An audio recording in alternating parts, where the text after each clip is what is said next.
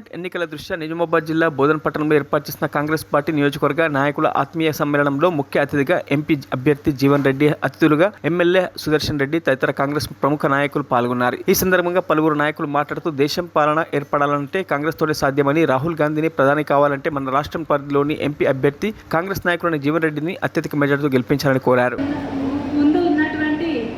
కార్యకర్తలకి మరియు పెద్దలందరికీ కూడా నమస్కారం.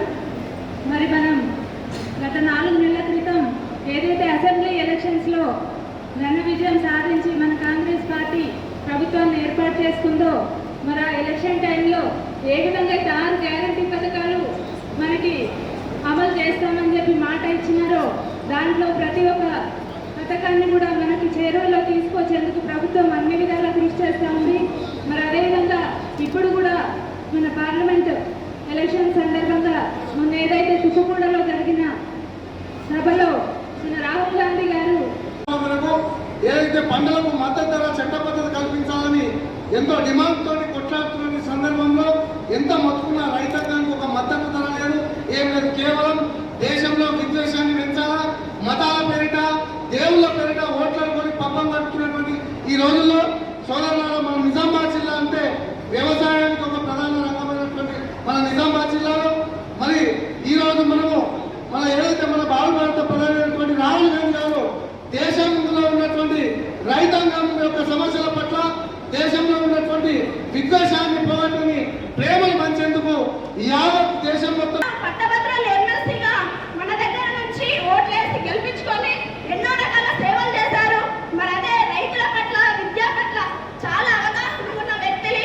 మరి గత సంవత్సరాల నుండి కూడా పార్టీలో ఉండి ఇలాంటి మచ్చ లేకుండా ఎన్నో సంక్షేమ పథకాలు నిరంతరం ప్రజల్లో ఉండి చేస్తున్నారు. మరి ఏదైతే మన దగ్గర గతంలో గెలిచిన ఎంపీ, యాక్సిడెంటల్ ఎంపీ, ఆయన అనుకోకుండా ఎంపీ అయ్యి మరి 5 సంవత్సరాలు నిద్రపోయిండు. ఎప్పుడైతే మన పార్టీ క్యాండిడేట్ గా జీవన్ రెడ్డి గారిని అనుకున్నామో అప్పుడు నిద్రకెళ్ళేసి నాకైతే ఎట్లాగో నిజంగా ఇవ్వలేదు. నేను మోడీ సభ్యులందరూ ఇక్కడ ఉన్నారు. గతంలో మోబీకి మొట్టమొదటి మాట్లాడుతూ, బాధపడుతూ, భయపడుతూ చెప్పినటువంటి విషయాన్ని ఉలగదించుతూ ఈ రోజు కాంగ్రెస్ పార్టీ కార్యకర్తలు బోధన్ నియోజకవర్గంలో ఈ రోజు స్ట్రాంగ్ గా ఉన్నారు పూర్తిస్థాయి కమిటీల్లో అనేటువంటి విషయాన్ని పెద్దల దృష్టికి తీసుకొస్తూ, పూర్తిస్థాయి కమిటీల్లో మనం చేసే కార్యక్రమం ఒకటి ఈ రోజు జీవన్ రెడ్డి గారిని అఖిల భారత కాంగ్రెస్ కమిటీ అభ్యర్థిగా చేసి పంపిన తర్వాత బాధ్యతగా మనం పెద్దలు సుదర్శన్ రెడ్డి గారి నాయకత్వాన రేపు లోక్సభ ఎన్నికల్లో ఆయనకు మనం అత్యధిక మెజార్టీ బోధన్ నియోజకవర్గం నుంచి ఇస్తామా లేదా సాధించి రెండో విజయం కోసం ముందుకెళ్తున్న దశలో ఈరోజు బోధన్ ముఖ్య కార్యకర్తల సమావేశం ఏర్పాటు చేయడం జరిగింది. అయితే నేను ఒకటే చెప్పదలుచుకున్నా, ప్రజలు చాలా తెలివిపరులు. ఎందుకంటే చాలా మంది అన్నారు కేసీఆర్ని గద్దెదించడం ఎవరి తరం కాదని అన్నారు.